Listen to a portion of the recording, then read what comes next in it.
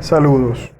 Vamos a ver la clase de biomarcadores, que es el último tema correspondiente al tercer corte. Es una clase bastante sencilla y espero que la entiendan. Para comenzar, tenemos que definir lo que es un biomarcador. Se refiere a biomarcador cuando hablamos de parámetros biológicos que nos van a aportar información valiosa de un proceso patológico, es decir, de una enfermedad, bien sea a nivel individual o a nivel poblacional. Los biomarcadores desde hace mucho tiempo han surgido como una herramienta importante desde el punto de vista de diagnóstico, pronóstico y de exposición. Son utilizados en diferentes áreas de la medicina y, como ya les dije, su principal función es proveer información sobre un estado patológico o una enfermedad en un paciente. Se utilizan para medir, para cuantificar la interacción que existe entre un sistema biológico, que en este caso va a ser el ser humano, y un agente de tipo químico o físico, sobre todo en el caso de biomarcadores que se utilizan en toxicología, o biológico, cuando estamos hablando de biomarcadores utilizados en oncología, como los marcadores tumorales, o en el caso de otras áreas de las ciencias médicas. La mejor definición de biomarcador es la aportada por Biomarker Definition Working Group en el año 2012, que lo definen como una característica que puede ser objetivamente medida y evaluada como un indicador de un proceso biológico normal, un proceso patológico o una respuesta farmacológica a una intervención terapéutica. Entonces podemos observar que un biomarcador nos va a dar información de tres, dependiendo del tipo de biomarcador, por supuesto, de tres estados diferentes. Pacientes que estén sanos con respecto a una enfermedad, pacientes que estén padeciendo de alguna enfermedad o pacientes que estén recibiendo algún tipo de intervención terapéutica, algún tipo de tratamiento farmacológico y se quiere evaluar la respuesta biológica ante este tratamiento. Cuando hablamos de utilidad de los biomarcadores en las ciencias médicas, los biomarcadores son utilizados para identificar el riesgo que tiene un paciente de padecer a futuro algún tipo de enfermedad, a la utilidad que tienen los biomarcadores para el diagnóstico de una enfermedad que ya esté instaurada en un paciente, o para evaluar cómo es la progresión de una enfermedad. En el caso del pronóstico. Hay biomarcadores de pronóstico muy utilizados, sobre todo en el área de oncología.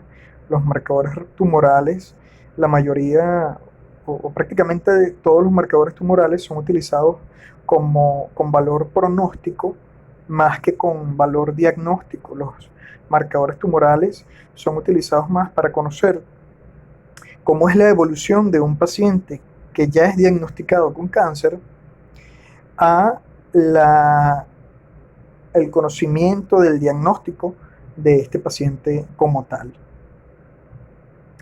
También se pueden utilizar los biomarcadores para conocer la respuesta frente a un fármaco u otro tipo de intervención terapéutica y para el monitoreo y seguimiento de algún tipo de terapia farmacológica también.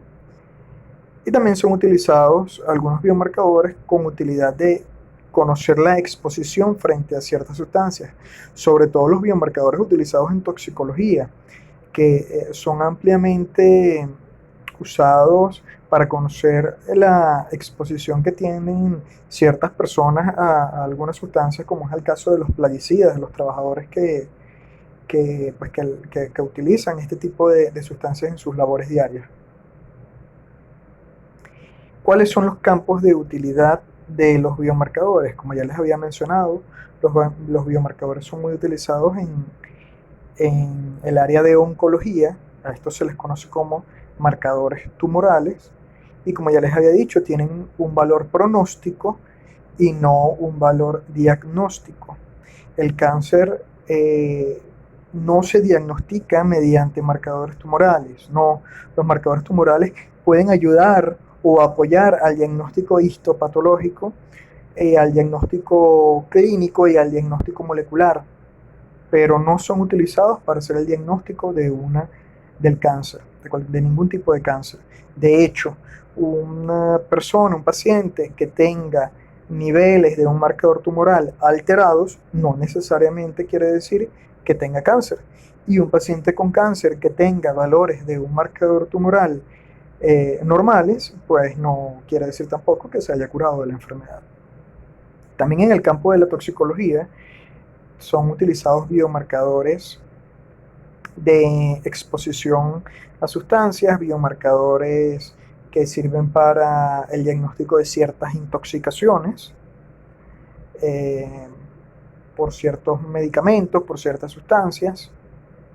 En el área de medicina ocupacional y en el área de toxicología ocupacional también son utilizados sobre todo a nivel de exposición de sustancias, como les había mencionado anteriormente, en el caso de los trabajadores, de las personas que laboran utilizando plaguicidas, también personas que tienen una exposición a plomo laboral, bien sea porque trabajan en una industria química en donde este metal pesado pues forme parte de sus labores cotidianas.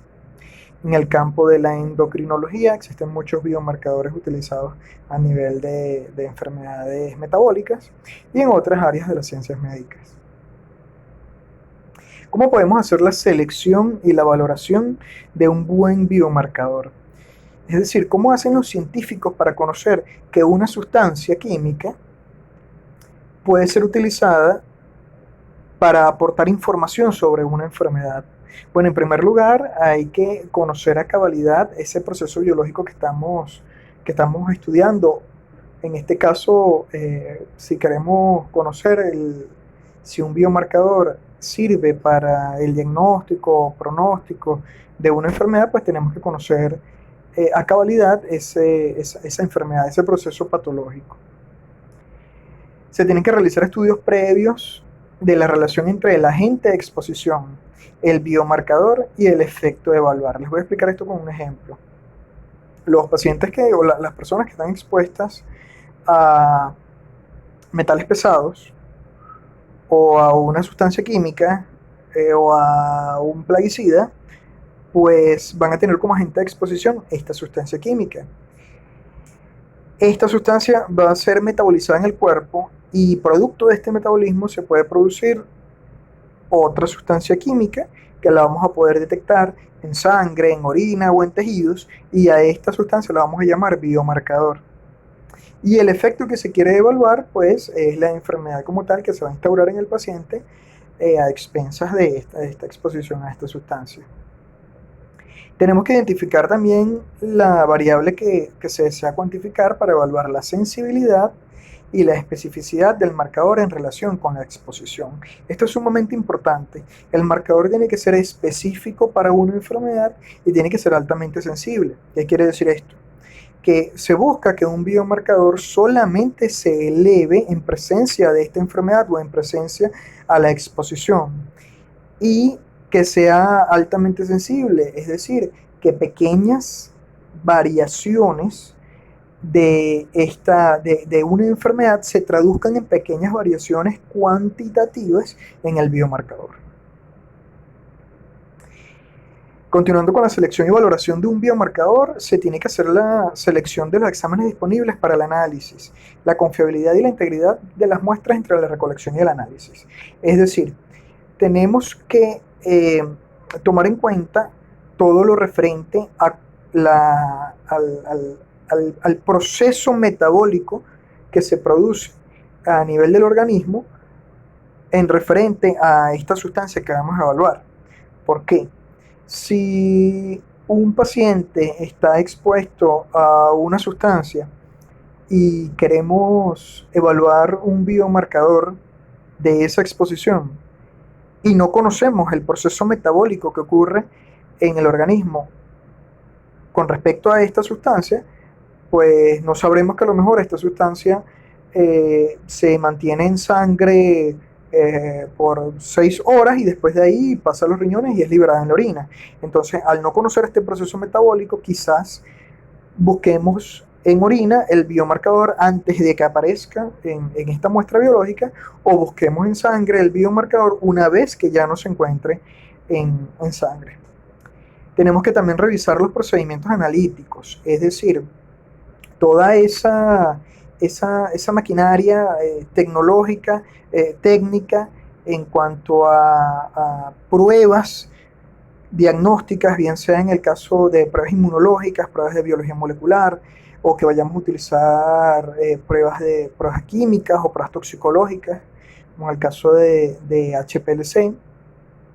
Tenemos que conocer las limitaciones respecto a la técnica, los parámetros de sensibilidad, de precisión y de exactitud, porque quizás el paciente si tenga el biomarcador en la muestra biológica, pero sea la técnica la que no sea capaz de detectar ese biomarcador en la muestra.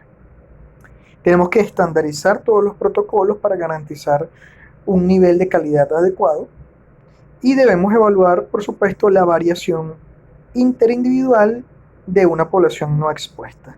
Es decir, todas aquellas pequeñas variaciones que están codificadas en nuestros genes y que pueden variar un poco la determinación de estos biomarcadores.